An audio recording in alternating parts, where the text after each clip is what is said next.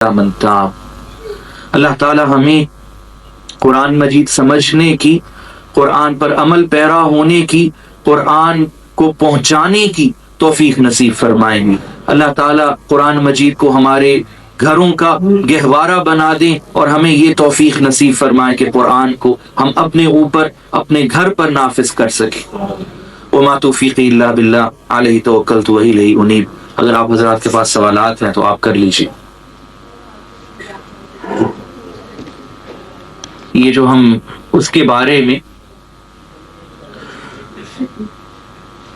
کہ یہ آیا جائز ہے، بدعت ہے، اس کو نہیں اٹھانا چاہیے، اور ایک دوسری بات ہمارے اندر یہ بہت زیادہ آ گئی اور بہت بھائی اور بہنیں یہ سوال کر رہے ہیں کہ یہ کاؤنٹ کر کے ذکر کرنا یہ ٹھیک ہے یا غلط ہے۔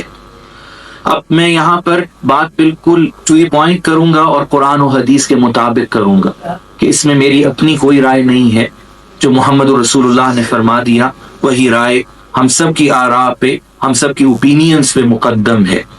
پہلی بات، تسبیح رکھنا، جیسا کہ میں نے عرض کیا کہ یہ سنت نہیں ہے، آپ سب نے کبھی تسبیح نہیں رکھی، لیکن بدعت اس لیے نہیں ہے کہ آپ صلی اللہ علیہ وسلم نے دیکھا حضرت جویریہ جو آپ صلی اللہ علیہ وسلم کی بیوی ہیں، امہات المؤمنین میں ہیں، کہ وہ دانوں پہ، گٹھلیوں پہ تسبیح کر رہی تھی، صحیح حدیث میں ہے، آپ نے ان کو منع نہیں فرمایا۔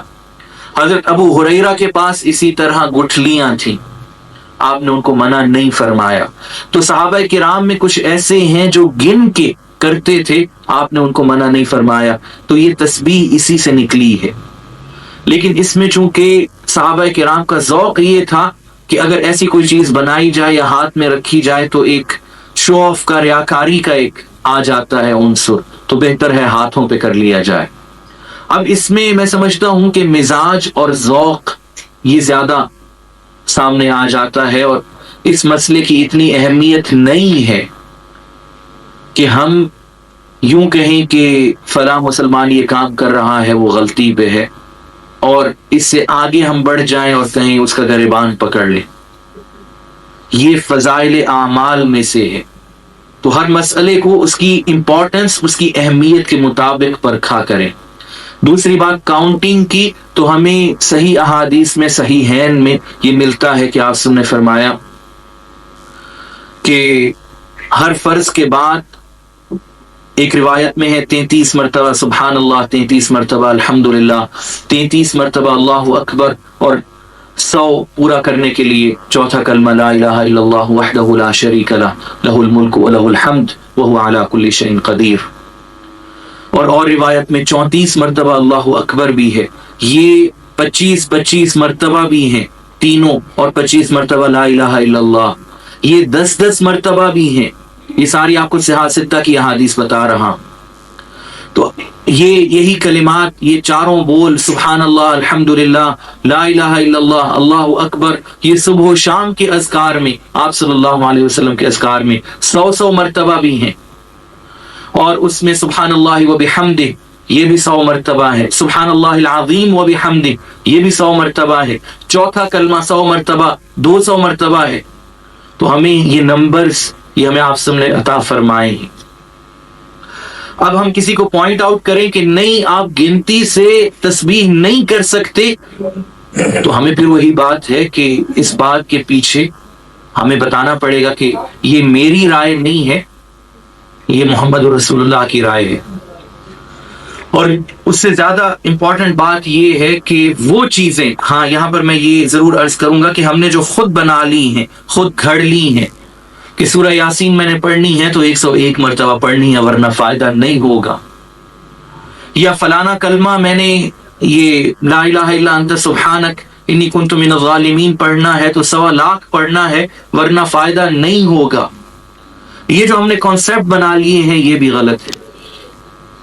تو یہ دونوں باتیں، یہ جو ہم افراط اور تفریط کا ہمیشہ شکار ہوتے ہیں، ہمیں چاہیے کہ سیدھی احادیث پر عمل کریں، نہ ادھر جائیں اور نہ ادھر جائیں، اور خدارا یہاں پھر میں وہی عرض کروں گا، کسی مسلمان کا گریبان نہ پکڑیں، اس کو آپ قرآن اور حدیث کی طرف لے آئیں، سمجھ لیں تو اچھی بات ہے، نہ سمجھے تو ان کو ان کے حال پہ چھوڑ دیں۔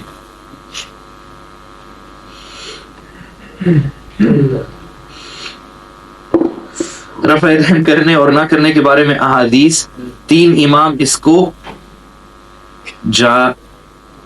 جاری کرنے اور صرف ایک امام اس کے بغیر، کیا وجہ ہے؟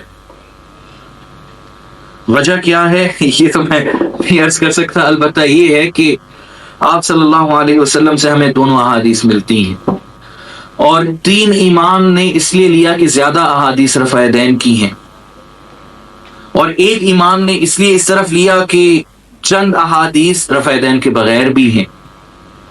اب میں کھڑا ہو جاؤں آج اور کہوں کہ جی وہ لوگ جو رفع دین نہیں کرتے ان کی ساری نمازیں غلط، اب میں یہ اعتراض کس پہ کر رہا ہوں؟ ذرا اس بات پہ اور اس کی گہرائی پہ ذرا غور کیجئے گا۔ میرا اعتراض آ رہا ہے ان احادیث پہ، اور میں عرض کروں خواہ چند ہی کیوں نہ ہو، محمد رسول اللہ کا تو ایک لفظ ہی کافی ہوتا ہے صلی اللہ علیہ وسلم۔ اس لیے مجھے یا کسی کو کسی نے یہ حق نہیں دیا کہ غلط کہیں جب تک کہ 100% یقین نہ ہو۔ ہمیں صحیح احادیث ملتی ہیں کہ آپ سب نے رفع دین کیا ہے، ہمیں صحیح احادیث ملتی ہیں کہ آپ نے نہیں بھی کیا، اب آپ وہ لیں آپ کی مرضی ہے۔ اب امام ابو حنیفہ رحمۃ اللہ علیہ نے وہ احادیث لے لی جس میں آپ سب نے رفع دین نہیں کیا، اور جو ہمیں زیادہ تر حضرت عبداللہ بن مسعود، حضرت علی بن طالب، جو کہ امام ابو حنیفہ رحمۃ اللہ علیہ اور حنفی مسلک کے بانی ہیں، ہماری پھر وہی بات ہے کم علمی، ہم یہ سمجھ بیٹھتے ہیں کہ امام ابو حنیفہ کا جو حنفی مسلک ہے یہ اپنے گھر سے لائے تھے، اپنے سسرال سے لائے تھے۔ یہ حضرت عبداللہ بن مسعود رضی اللہ تعالی عنہ، حضرت علی بن ابی طالب، حضرت ابو موسیٰ اشعری، حضرت عمار بن یاسر اور 4000 علماء الصحابہ، یہ ان کا اسکول آف تھاٹ ہے، یہ ان کی بیان کردہ احادیث ہیں، اور امام ابو حنیفہ کا یہ مسلک ہے کہ اگر ضعیف حدیث ہو تو اپنی رائے سامنے نہیں لانی، اور ذہن میں رہے کہ ان لوگوں کے نظر میں حدیث صحابی کا قول بھی ہے، یہ بھی ذہن میں رہے۔ اس کو وہ حدیث موقوف کہتے ہیں لیکن حدیث کہتے ہیں، اور یہی وجہ ہے کہ صحاح ستہ حدیث کی اور ساری کی ساری کتابیں وہ بھری پڑی ہیں صحابہ کے اقوال سے، صحابہ تو صحابہ، تابعین کے اقوال سے، اور ان کو وہ احادیث میں شامل کرتے ہیں۔ تابعی کا قول جو آپ سم تک پہنچا دے اس کو حدیث مرسل کہتے ہیں۔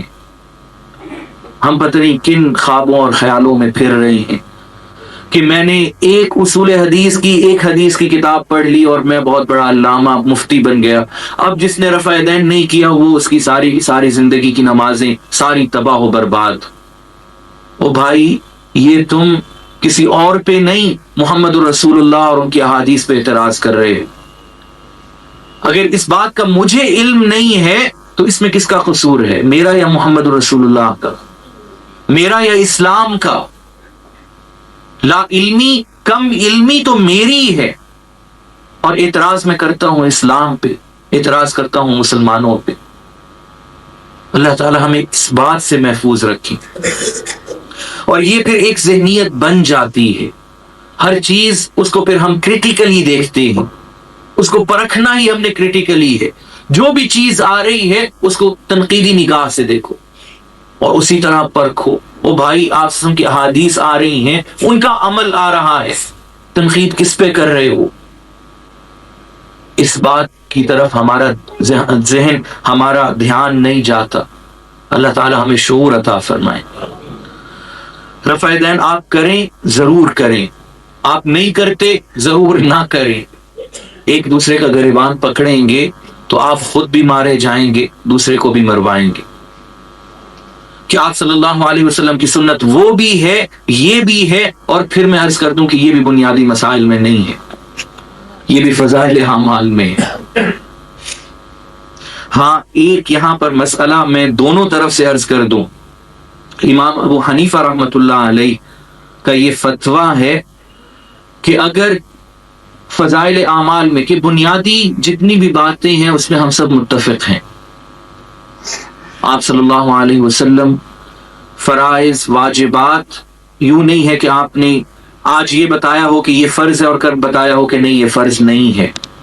یہ چاروں کے چاروں اسکول آف تھاٹ آپ کے احادیث پہ قرآن پہ مبنی ہیں. اور جو اختلافات ہمیں نظر آتے ہیں وہ فروعی مسائل ہیں، بنیادی مسائل نہیں ہیں. یہ بات ذرا ذہن میں رکھیں.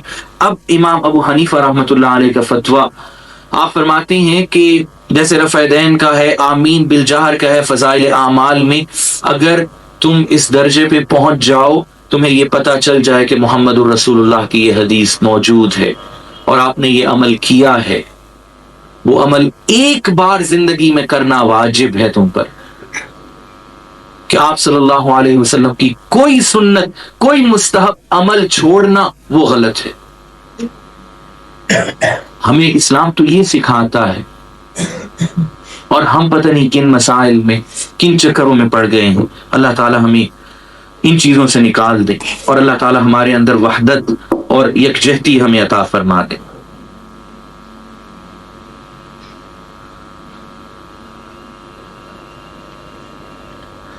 جنت ماں کے قدموں تلے ہے، کیا اس حدیث مبارکہ کی روح سے ماں کے قدم چومنے اور آنکھوں سے لگانا ضروری ہے؟ قرآن و سنت کی روشنی میں جواب کیا ہے؟ یہ میں عرض کروں کہ ہم لوگ ہر چیز کو پتہ نہیں کیوں سطحی طور پہ دیکھ لیتے ہیں، اور ہر چیز کا ظاہر ہمیں نظر آتا ہے، اس کی روح، اس کی اصلیت، اس کا باطن، اس کی طرف ہم نہیں جاتے. اگر آپ اپنی والدہ کے قدم چومنا چاہتے ہیں یا چاہتی ہیں تو ضرور چومیں، اللہ تعالیٰ توفیق دیں آپ کو. لیکن یہ جو آپ کا فرمان ہے وہ یہ نہیں ہے. اس کا مطلب، اس کا مفہوم یہ سمجھ لیں، اس معاشرے میں جہاں پر عورت کی کوئی اہمیت نہیں تھی، جہاں پر عورت کو انسان نہیں سمجھا جاتا تھا، جہاں پر عورت ایک کموڈیٹی تھی، ایک بیچنے کا سامان تھا، اس کو خریدا اور بیچا جاتا تھا، جہاں پر عورت کا کوئی حق نہیں تھا ملکیت کا، اگر آزاد بھی ہے کہ بیٹیاں خواہ جتنی ہوں وراثت میں کچھ نہیں ملے گا، بیٹا سب کچھ چھین لے جائے گا، اور یہ اس کا حق ہے. اس معاشرے میں جہاں پر عورت کو زندہ درگور کر دیا جاتا تھا، وہاں پر آپ صلی اللہ علیہ وسلم ماں کا رتبہ ہمیں بیان فرما رہے ہیں اس معاشرے میں کہ الجنت تحت اقدام الامہات، اور وہاں پر ہمیں فرما رہے ہیں کہ ماں کا حق اور اس کی صحبت یہ والد کے حق سے 3 گنا زیادہ ہے. اور ہمیں یہ ساری ہدایات ہمیں دی جا رہی ہیں. بات پھر وہی ہے کہ ہر چیز کو ظاہر پہ نہ لیا کریں.